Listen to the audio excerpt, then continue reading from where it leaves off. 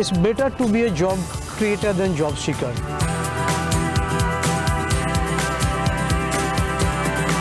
Fully সব রকমের help and support এল্ডারলিদের provide করছে।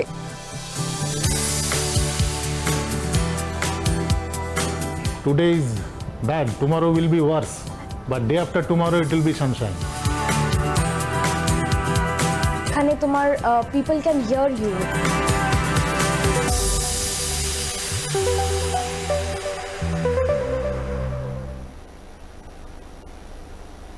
নমস্কার, প্রত্যাশার এক বিশেষ পর্বে আপনাদের সকলকে স্বাগত। 5ই জুন বিশ্ব পরিবেশ দিবস। সেই সূত্র ধরেই আজ আমাদের বিশেষ পর্ব, পরিবেশ বান্ধব উদ্যোগের নতুন দিশা। আজ কথা হবে সেই সব স্টার্টআপদের নিয়ে যারা এমন কাজ করছে যাতে পরিবেশ এবং সমাজে ইতিবাচক পরিবর্তন দেখা যাচ্ছে। মনে রাখতে হবে, পরিবেশ রক্ষার দায়িত্ব কিন্তু শুধু সরকার বা বড় সংস্থার নয়। আমাদের প্রত্যেকের সিদ্ধান্ত কিন্তু একটা বড় পরিবর্তন নিয়ে আসতে পারে। আমি সুজাতা চ্যাটার্জি, আজ সঙ্গে আছে সাগ্নিক মুখার্জি এবং ঐশিকা চক্রবর্তী। আমরা তিনজনেই কিন্তু আমাদের কাজের মাধ্যমে একটা পরিবেশ বান্ধব ভবিষ্যৎ গড়ে তোলার চেষ্টা করছি। তোমাদের অনেক ধন্যবাদ আজ আমাদের অনুষ্ঠানে আসার জন্যে। শুরু করা যাক আলোচনা। সাগ্নিক, প্রথমেই তোমায় জিজ্ঞেস করি, তুমি কি তৈরি করছো এবং হঠাৎ এইটা তৈরি করার কথা তোমার মাথায় এলো কেন? আমরা বেসিক্যালি হচ্ছে ফুড ডেলিভারি প্যাকেজিংয়ের উপরেই পুরো কাজটা করি। আচ্ছা। ফুড ডেলিভারি কন্টেনারগুলো বানাই, যেগুলো মেনলি আপনার restaurant, hotel, cafe, cloud kitchen, এখান থেকে খাবার আপনার বাড়িতে যে ডেলিভারি হয় সেইগুলোতে প্লাস্টিকের অল্টারনেট প্রোডাক্ট। আজকে প্লাস্টিক প্যাকেজিংকে আমরা পুরোপুরি আস্তে আস্তে বন্ধ করার চেষ্টা করছি এবং আমরা এগুলো ইকো ফ্রেন্ডলি প্রোডাক্টগুলোই আমরা সমস্ত জায়গাতে দিচ্ছি। এটাই আমার মেন ব্যবসা। মানে এটা তুমি তাহলে কি দিয়ে করছো? মানে আমরা তো সাধারণত প্লাস্টিক কন্টেনারই দেখতে অভ্যস্ত, তুমি যেগুলো তৈরি করছো এটা কিসের? এটা পুরোটাই পেপারে। আচ্ছা, পুরোটাই পেপারের তৈরি, স্পেশালিটি পেপার, যেটা সমস্ত রকম খাবার, বিরিয়ানি থেকে শুরু করে গ্রেভি আইটেম, যেগুলো ধরুন মাছ, মাংস বা কোনো ডিমের ঝোল, কারি বা অন্যান্য যাবতীয় যা গ্রেভি আইটেম হতে পারে সেগুলোও পর্যন্ত এই কন্টেনারগুলোর মাধ্যমে খাবার লোকের বাড়িতে পৌঁছে যাচ্ছে এই প্যাকেজিংয়ের মাধ্যমে। সেটাই আমরা করছি। বাহ, তাহলে মানে প্লাস্টিকের একটা বিকল্প তুমি এগিয়ে দিয়েছো। প্লাস্টিকের বিকল্প পুরোপুরি আমাদের পশ্চিমবঙ্গে, এগুলো অন্যান্য জায়গাতে অলরেডি আরও আগে থেকে এসেছিল। আমরা পশ্চিমবঙ্গ তথা ভারতবর্ষে অনেক পরে শুরু করেছি, বাট শুরু করেছি অ্যাটলিস্ট। খুব ভালো লাগলো এটা জেনে। আচ্ছা ঐশিকা, শিক্ষার মাধ্যমে পরিবেশ সচেতনতা নিয়ে আসা, তুমি তো এই কাজটা করছো, তো কিভাবে করছো আমাদের যদি একটু বলো। পরিবেশ সচেতনতা নিয়ে যখনই কেউ ভাবে তখন লোকজনরা প্রথম কথা এটাই ভাবে যে কি করে লোকজনদের জানানো যায়, অ্যাওয়ারনেসটা কি করে আনা যায়। কিন্তু সাইকোলজি কিন্তু বলে খালি ওদেরকে তত্ত্ব দিয়ে কিংবা লেকচার দিয়ে কিন্তু ওরা বুঝতে পারবে না। ওরা তখনই বুঝবে যখন নিজের জীবনের সঙ্গে ওরা রিলেট করতে পারবে, ওদেরকে বোঝানো যেতে পারবে। তাই জন্যে আমি যেই কাজটা করছি, আমরা এরকম ওয়ার্কশপ বানাচ্ছি যেটা মজাদার যেন হয়, যেটায় যেন লোকজনরা একসঙ্গে বসে থাকে। এখনকার কিন্তু একটা খুব বড় প্রবলেম আছে যে অনলাইন শিখে নেব, এইটা একটা কথার প্রবণতা আছে আর কি। হ্যাঁ, সবাই ভাবে ওটাই সহজ উপায়, অনলাইন হয়ে যাবে, পরীক্ষা দিচ্ছে, শিখছে, সব করছে, কিন্তু ওই লোকজনদের সঙ্গে বসে আলোচনা করা, আবিষ্কার করা, সেটা কিন্তু এগোচ্ছে না। ঠিক কথা। ওর উপরেই ফোকাস করে আমাদের ওয়ার্কশপ এমনভাবে বানাই যেন আমরা সবাই একসঙ্গে মিলে করে করে নিজের জীবনের সঙ্গে রিলেট করতে পারে। বাহ, খুব সুন্দর। অ্যাকচুয়ালি সমাজে সবাই আমরা একত্র হয়ে কাজ করলে তবেই তো আর কি সেটা সফল হবে, এটাই তো আমরা দেখেছি বারবার। একদম। আর এইটা দিয়ে আমার মনে পড়লো যে যখন আমরা এগুলো করি তখন ওদের একটা অন্য পার্সপেক্টিভ দেখা যায়। আচ্ছা আচ্ছা। ওই পার্সপেক্টিভতে তুমি তো ওয়েস্ট টু ওয়ান্ডার বলে একটা জিনিস কিছু করেছো, এটা আমি শুনেছি, তো এই পার্সপেক্টিভ ওয়েস্ট টু ওয়ান্ডারটা কি এক্স্যাক্টলি, এটা ফিউচারে কি কাজ আসতে পারে? আমার সংস্থা আসলে এই কাজটাই করে যে আমরা তথাকথিত ওয়েস্ট মানে ফেলে দেওয়া জিনিস বা অপ্রয়োজনীয় জিনিসকে পুনর্ব্যবহার করে সেইটার দ্বারা সমাজ ও প্রকৃতির উপকার করছি। তো মানে শহরে আমাদের বাড়িতে বা অফিসে যে জিনিসগুলোকে আমরা মনে করি অপ্রয়োজনীয় জিনিস বা যেগুলো আমরা ভাবি যে আর দরকার নেই, সেগুলো ফেলে না দিয়ে আমরা সেইগুলোকে একত্রিত করে সেইটা থেকে আমরা মেটেরিয়াল উদ্ধার করি এবং সেই মেটেরিয়ালটাকে পুনর্ব্যবহার করে সম্পূর্ণ নতুন নতুন জিনিস তৈরি করি। এই পদ্ধতিটাকে বলে আপসাইক্লিং এবং আমরা ভারত সরকারের স্বীকৃত প্রথম আপসাইকেলড ম্যানুফ্যাকচারার, আমরাই প্রথম এই স্বীকৃতি পেয়েছি। এবং এই যে পুরো কাজটা এটা করছে গ্রামের মহিলারা, তাই তারাও এটার দ্বারা স্বনির্ভর হতে পারছে। এবং এই পদ্ধতিতে আমরা যে জিনিসগুলো তৈরি করছি, যেমন ধরুন ব্যাগ, উপহার সামগ্রী, ঘর সাজানোর জিনিস, এই সমস্ত জিনিস আমরা মানুষের কাছে পৌঁছে দিতে পারছি, সংস্থাদের কাছে পৌঁছে দিতে পারছি, একটা ইকো ফ্রেন্ডলি বিকল্প তারাও পাচ্ছে। তাই জন্য এই কাজটার একটা মানে পরিবেশ এবং সমাজে একটা বিশেষ গুরুত্ব আছে। মানে একদিকে আমরা শহরের অপচয় কমাচ্ছি, শহরের ল্যান্ডফিল কমাচ্ছি, অন্যদিকে আমরা এরকম ইকো ফ্রেন্ডলি অল্টারনেটিভ পৌঁছে দিতে পারছি এবং আমরা একই সঙ্গে ন্যাচারাল রিসোর্সেস যেমন জল এটা কনজার্ভ করতে পারছি। একই সঙ্গে যেহেতু এই কাজটা গ্রামীণ মহিলারা করছে, আমরা উইমেন এম্পাওয়ারমেন্ট, রুরাল এম্পাওয়ারমেন্ট সেটাও করতে পারছি। তো এই কাজই কারণ আমি যেরকম তোমাকেও বলছিলাম যে সবাই সমাজে মিলেমিশে করলে তবেই কিন্তু পরিবেশের সামগ্রিক উন্নতি হয় আর কি। সাগ্নিক, তুমি যখন তোমার কাজটা শুরু করেছিলে তোমার কি কি অসুবিধের সম্মুখীন হতে হয়েছিল? বিশেষ করে তোমায় এই জন্য জিজ্ঞেস করছি, লোকে বলে যে এই ধরনের কাজ করলে মানে সাস্টেনেবল কাজ করলে নাকি অনেক খরচ বেশি বা সেই জিনিসগুলো নাকি মানুষ কিনতে পারে না। তো এইগুলো কি তোমাকেও শুনতে হয়েছে বা ফেস করতে হয়েছে? প্রচন্ড ফেস করতে হয়েছিল। মানে এক তো হচ্ছে যে আমি পুরো প্লাস্টিকের মার্কেটের ভিতরে ঢুকেছি, যেখানে কয়েকশো কোটি প্লাস্টিক, সেখানে আমি ইকো ফ্রেন্ডলি প্রোডাক্ট নিয়ে ঢুকছি। তো প্রথম জিনিসটা হচ্ছে অ্যাওয়ারনেস, মাইন্ডসেট লোকের। সেই জায়গাতে আমাকে প্রচুর যুদ্ধ করতে হয়েছে, লোককে বোঝাতে হয়েছে। হ্যাঁ, আমাদের ডেফিনেটলি প্লাস্টিকের থেকে অবশ্যই দাম একটু হলেও বেশি, বাট কিন্তু তাও আজকে যদি তুমি কোনো দোকান থেকে, কোনো রেস্টুরেন্ট থেকে একটা 350-400 টাকার বিরিয়ানি আনাচ্ছ, তো যেখানে আমি প্লাস্টিকের কন্টেনারের জন্য 6 টাকা চার্জ করছি, তার জায়গায় 1 টাকা বেশি দিয়ে ইকো ফ্রেন্ডলি প্রোডাক্ট যদি পাওয়া যায়, তাতে কারোর কোনো অসুবিধা হবে না, সুন্দর সবাই নিতে পারে।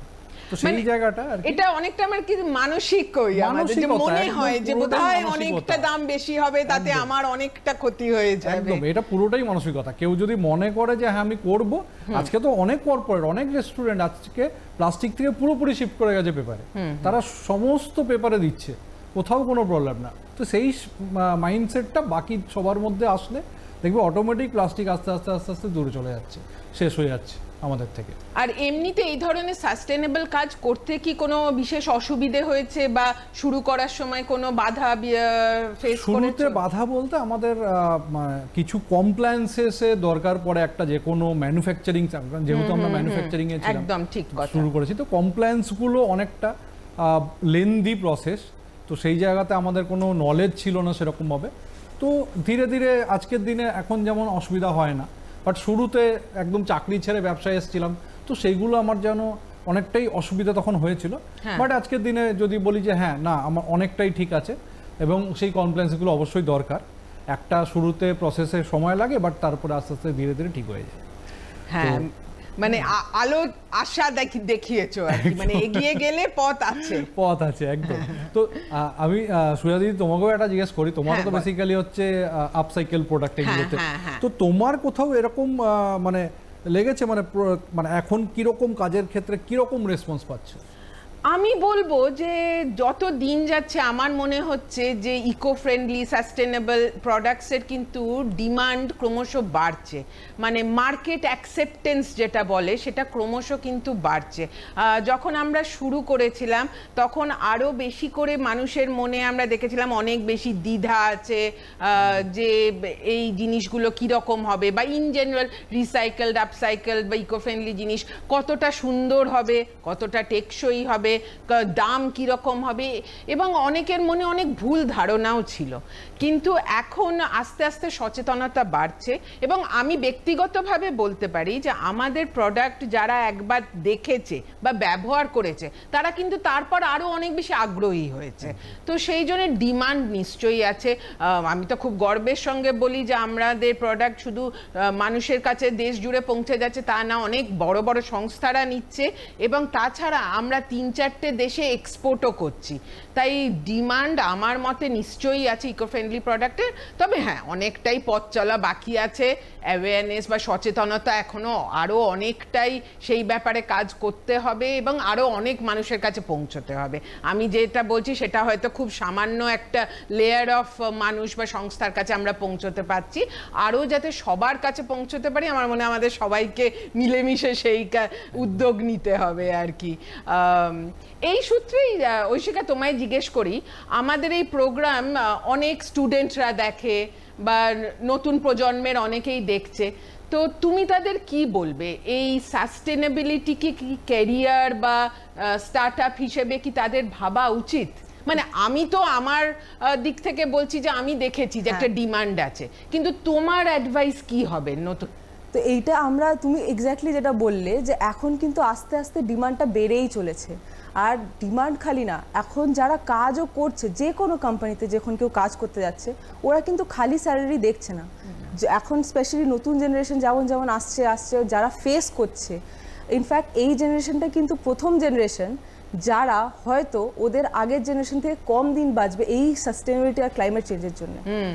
মানে সমস্যাটা আমরা যেভাবে এখন ফিল করছি হয়তো 10 বছর আগেও মানুষ সেভাবে ফিল করেনি। আর এইটা এখন কিন্তু প্রেজেন্ট হয়ে গেছে, এখনকার সময়তে গরম বলো বৃষ্টি বলো সব কিন্তু আমরা এখন ফেস করছি।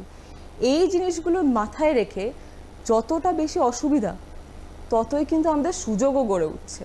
এইগুলোকে সলভ করার জন্য কিন্তু এখনকার টাইমে ক্যারিয়ার বলো অপরচুনিটি অনেক আছে। আচ্ছা, আস্তে আস্তে বাড়ছে ঠিক কথা, কিন্তু এই সময়ই এটা সব থেকে দরকার আর এখনই এটা এগোচ্ছে। হ্যাঁ, এবং স্টার্টআপের একটা কাজই তো হলো সমস্যার সমাধান করা। তাই আমরা যখন এখন বেশি করে বুঝতে পারছি সমস্যাটা কোথায়, এটা এখনই বোধহয় সঠিক সময় যে এই ধরনের সাস্টেনেবল স্টার্টআপদেরও আরো গড়ে ওঠা, তাই না? আর এই সময় কিন্তু এখন ফর্মালাইজ হচ্ছে, এখন নতুন লজ আসছে, নতুন কলেজে কোর্সেস আসছে, তার মানে কিন্তু রাস্তাটা কিন্তু গড়ে উঠছে আস্তে আস্তে। এইটাই হলো সবচেয়ে। তো আমার কথা হবে যে যখন আজকালকার জেনারেশনে যখন কেউ ভাবছে যে এই ক্যারিয়ারে কি ঢোকা উচিত কি উচিত নয়, তখন এইটা ভাবো যে তুমি কি ফিউচার রাখতে চাও, যে এই ফিউচারটা কেমন ফিউচার দেখতে চাও। তুমি কি খালি স্যালারিতে খুশি হবে না একটা জীবনে পারপাসের উপরে এগোবে, সেটা খুব সুন্দর কথা বললে। মানে প্যাশন, পারপাস এইগুলো নিয়ে যারা এগিয়ে যেতে চায় তাদের ক্ষেত্রে হয়তো এই ধরনের কাজ করে তারা শুধু সাফল্য পাবে তা না, মানসিক শান্তিও পাবে।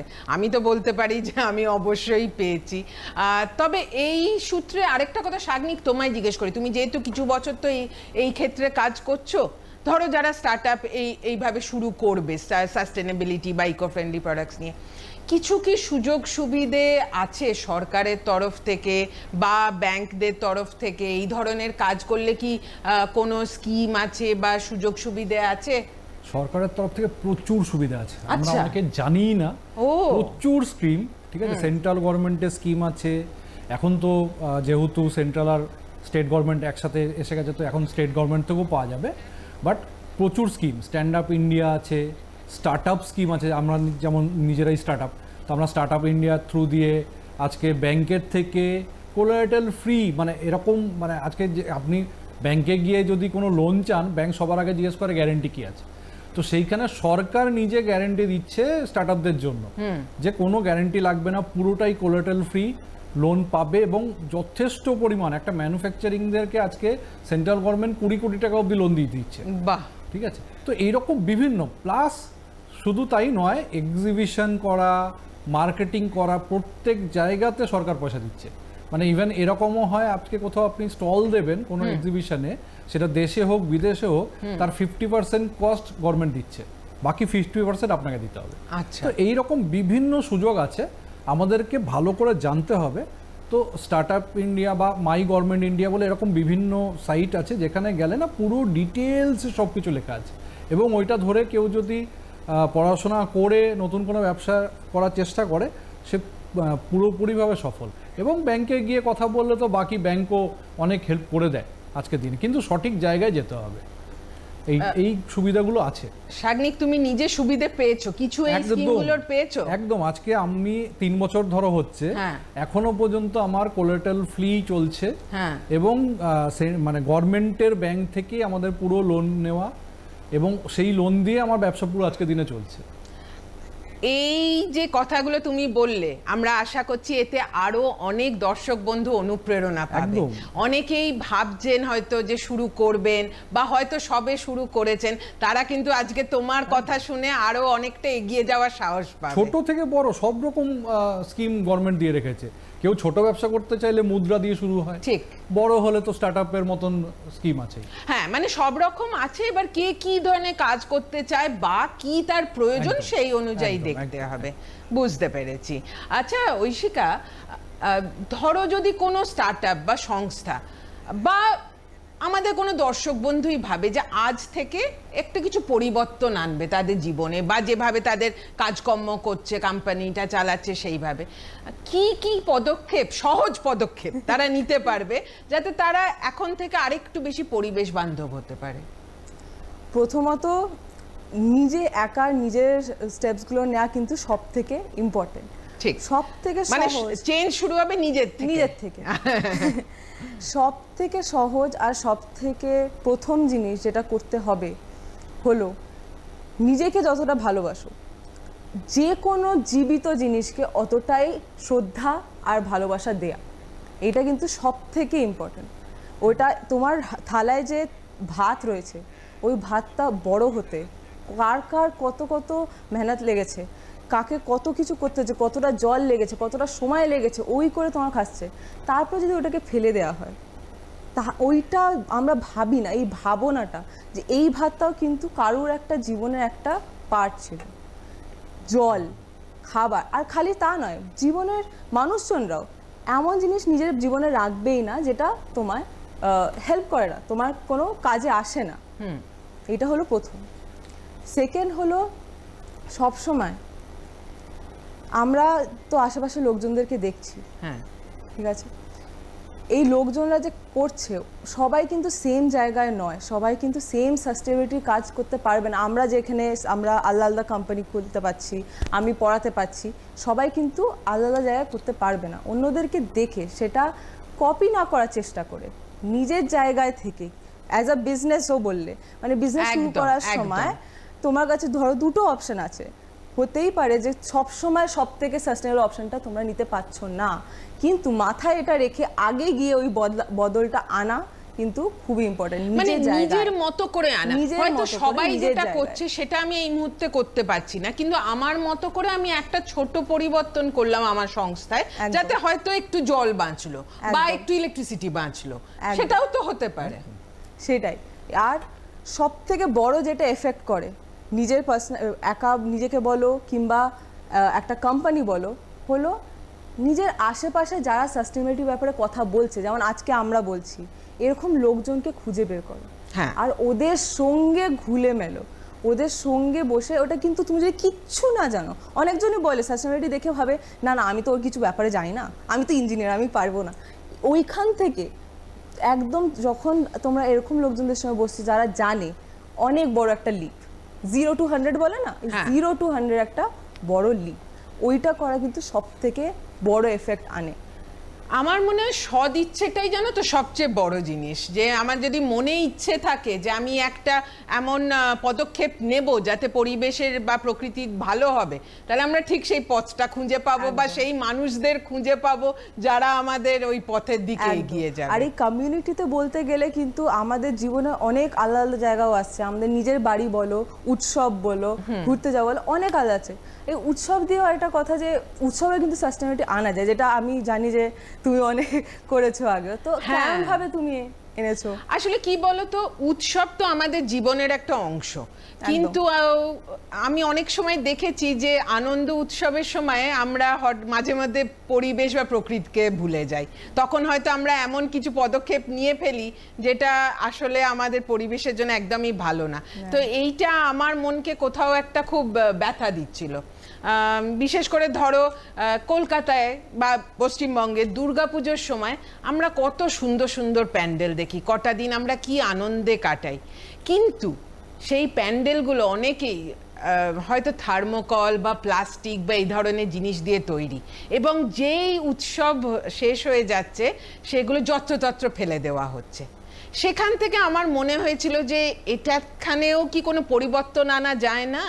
তো তখন আমরা একটা কাজ শুরু করি, সাস্টেনেবল ইনস্টলেশনস, যে আমরা যে কোনো প্যান্ডেল বা এই ধরনের যে বড় ডেকর, অনুষ্ঠানের যে ডেকর, সেটাকেও কিভাবে শুধুমাত্র ইকো ফ্রেন্ডলি মেটেরিয়াল দিয়ে বা আপসাইকেলড মেটেরিয়াল দিয়ে করতে পারি, এবং তাতে শুধু যে সেই প্যান্ডেলটা সাস্টেনেবল হলো তা না, পুজো হয়ে যাওয়ার পর সেই প্যান্ডেলের সমস্ত সামগ্রীও আমরা আবার ফেরত নিয়ে নিই, কারণ সেই মেটেরিয়ালটাকেও আবার আমরা ব্যবহার করব, পুনর্ব্যবহার করব। তাতে কি হয়, প্যান্ডেলগুলো জিরো ওয়েস্ট প্যান্ডেল হয়। তো এইভাবে আমরা আমাদের মতো করে একটা ছোট পরিবর্তন এনেছি, এবং আমরা দেখেছি যে মানুষ এটাকে কিন্তু খুব ভালোভাবে গ্রহণ করেছে, এবং আমরা আশা করছি যে ভবিষ্যতে আরও অনেক এরকম কাজ আমরা করতে পারবো। এবং এখন আমরা দুর্গাপুজো বাদ দিয়েও কিন্তু বহু অনুষ্ঠানে, সরকারি এবং বেসরকারি দু রকমের অনুষ্ঠানেরই এই ইনস্টলেশনস আমরা এই পদ্ধতিতে করছি, যাতে কোনো ওয়েস্ট না হয়, যাতে যতটা সম্ভব আমরা প্লাস্টিক বা এই ধরনের কোনো জিনিস না ব্যবহার করি। কারণ উৎসবেও কেন সাস্টেনেবিলিটি থাকবে না, আমার সেটাই মনে হয়েছিল। ক্রিসমাস ট্রির ফটো আছে আমার কাছে এখন। হ্যাঁ, আমরা অ্যাকচুয়ালি সেটাও করেছিলাম যে সত্যিই তাই, উৎসব তো শুধু দুর্গাপুজো নয়, যেরকম বললাম সব উৎসব। তো ক্রিসমাস ট্রিও আমরা কিন্তু ওই রকমই আপসাইকেল করে শুধুমাত্র ওয়েস্ট মেটেরিয়াল দিয়ে সুন্দর করে সাজিয়ে একটা 10 ফুট লম্বা ক্রিসমাস ট্রিও আমরা একবার করেছিলাম, এইটাই দেখাতে মানুষের কাছে যে সব কিছুই কিন্তু সুন্দর করে পুনর্ব্যবহার করা যায়, এবং সব কিছুই একটু ভেবে দেখলে একটা সাস্টেনেবল ভাবেও করা যায় আর কি। তো সেইটাই ছিল আমাদের উদ্যোগ। আচ্ছা, কি মনে হচ্ছে আগামী 5 বছর পরে আরো কি এগিয়ে যাবে এরকম সাস্টেনেবল স্টার্টআপ? অনেক এগোবে, অনেক এগোবে। অনেক কোম্পানি আস্তে আস্তে তারা নিজেরা চেঞ্জ করছে এবং সাস্টেনেবিলিটিতে ঢুকছে। মানুষ চেঞ্জ হচ্ছে, মানুষ আস্তে আস্তে চেঞ্জ করছে। এটা আগামী 5 বছরের মধ্যে আমি তোমাকে বলে দিচ্ছি, তুমি ড্রাস্টিক্যালি চেঞ্জ দেখতে পাবে। আচ্ছা, তোমার কি মনে হচ্ছে ঐশিকা?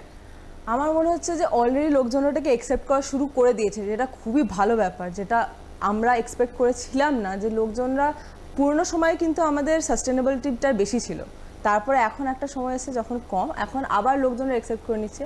5 বছরের মধ্যে আমারও মনে হচ্ছে খালি বিজনেসেও নয়, লোকজনরা পার্সোনালিও সাস্টেনেবিলিটিটা অনেক আগে নিয়ে যাবে আর অন্যদেরকে অ্যাওয়ারনেস করাবে।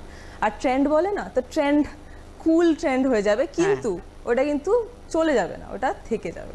হ্যাঁ, মানে sustainability is a buzzword, but it's a buzzword যেটা থেকে যাবে আর কি। হ্যাঁ, আচ্ছা, এবার আমরা নেব একটা ছোট বিরতি। বিরতির পর ফিরে এসে আমাদের আলোচনা শেষ হবে।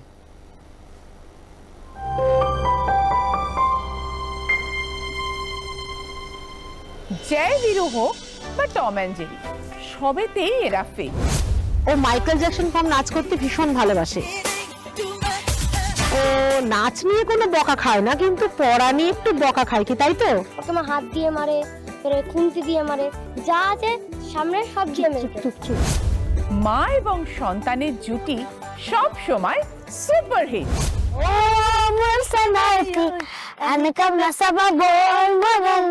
স্কুল থেকে কমপ্লেন আসে কি ও ফার্স্ট ক্লাসের পর ঘুমিয়ে থাকে, ও আর ওঠে না। অনেক কম ঘুমায়। মা সন্তানের যুগলবন্দি চিরন্তন। এই দূরদর্শন এই ব্যাপারটা ছোট থেকে আমার মনের মধ্যে একটা স্বপ্নের মতো ছিল। এই যে এখানে এসে যে সচক্ষে দেখতে পাবো এবং অংশগ্রহণ করতে পারবো, এটা মানে কোনোদিন ভাবিনি। মা এবং সন্তানের জুটিকে সেলিব্রেট করছি আমরা মা দিবসে। অডিশনের জন্য যোগাযোগ করুন স্ক্রিনে দেয়া নম্বরে। নমস্কার, ফিরে এলাম প্রত্যাশায়। একটা কিছু বলো, একটা কথায় যদি বলতে হয় যে কি পরিবর্তন আনা যায়, কি মানুষ করতে পারে পরিবর্তন আনার জন্য, একটা শব্দে যদি বোঝাতে হয় কি বলবে, বা একটা বাক্যে? না, মানুষই তো পারে অ্যাকচুয়ালি পরিবর্তন আনতে, সেটা আমরা দেখেই নিয়েছি হ্যাঁ। পরিবর্তন মানুষ কিভাবে নিয়ে আসে। তো আমার মনে হয় আমাদের যে জেনজি, আমরা এখন প্রচন্ড নতুন প্রজন্ম, নতুন প্রজন্ম একদম জেনজিরা এখন থেকেই, মানে তারা যখন স্কুল লেভেলে আছে সেইখান থেকে আমি দেখতে পাচ্ছি তারা কিন্তু সমস্ত রকম সাস্টেনেবিলিটির উপরে কাজ করছে। আমি নিজের মেয়েকে দেখি ঠিক, ঠিক। ফেলে দেওয়া জিনিসগুলো নিয়ে বসে সুন্দর আর্ট ক্রাফট বানাচ্ছে, ঠিক আছে, মাকে মাঝে মাঝে বলে এটা নেওয়া ওটা না, ঠিক আছে, তো মানে এই জিনিসগুলো ওদের মধ্যে অলরেডি এসে গেছে। একদম, মানে ওরাই হলো আমাদের ভবিষ্যৎ। ভবিষ্যৎ, একদম। একদম। ঐশিকা, শেষ Gen Z কথা। আমাদের আমি কিন্তু একটুখানি সরিয়ে কথা বলবো যে জেনজিটা নিয়ে, যে আমাদের আগের জেনারেশনে কিন্তু রেসপন্সিবিলিটি নিচ্ছে, ওরা যেটা করেছে সেটা দিয়ে জেনজিও করছে। আর আমার মনে হয় সব থেকে বড় ব্যাপার হলো সাস্টেনেবিলিটি মাইন্ডসেট। আমার ওই ওয়ার্ড হবে মানসিকতা। মানসিকতা। একদম ঠিক। তাহলে আজকের আলোচনায় একটা জিনিস কিন্তু বোঝা গেল, পরিবেশ রক্ষা একদিনের কাজ নয়। হ্যাঁ, এটা কিন্তু একটা চলমান কাজ, এবং এটা হলো জীবন দর্শন। আজকের আলোচনায় যে যে কথাগুলো উঠে এলো একবার বলি, মূল বার্তা: পরিবেশ বান্ধব উদ্যোগ শুধু ব্যবসা নয়, সমাজ ও পরিবেশের প্রতি দায়বদ্ধতার প্রকাশ। প্লাস্টিকের বিকল্প, পরিবেশ বান্ধব পণ্য ভবিষ্যতের বাজারের গুরুত্বপূর্ণ অংশ হয়ে উঠবে। সচেতনতা, শিক্ষা ও সকলের অংশগ্রহণ ছাড়া প্রকৃত উন্নয়ন সম্ভব নয়। আবার বলতেই হবে যে সত্যিকারে যদি উজ্জ্বল ভবিষ্যৎ দেখতে হয়, তাহলে পরিবেশ বান্ধব ব্যবসা, তার সঙ্গে শিক্ষা এবং সমাজ, এই তিনটে পিলারকে একসঙ্গে কাজ করতে হবে। পরিবেশ দিবস হয়তো কেটে গেছে, কিন্তু চলুন না আজকেই আমরা সেই প্রতিজ্ঞা নিই যে আজ থেকে আমরা আরেকটু বেশি সচেতন হব, আমরা প্রকৃতির কথা ভাবব, এবং আমরা এই ধরনের স্টার্টআপদের আরও বেশি করে উৎসাহ দেব। তোমাদের অনেক ধন্যবাদ আজ আমাদের অনুষ্ঠানে আসার জন্যে। দর্শক বন্ধুদেরও ধন্যবাদ আমাদের সঙ্গে থাকার জন্যে। ভালো থাকুন, সুস্থ থাকুন, প্রকৃতিকে ভালোবাসুন, এবং আরো অনেক বেশি সাস্টেনেবল স্টার্টআপস গড়ে তুলুন। নমস্কার।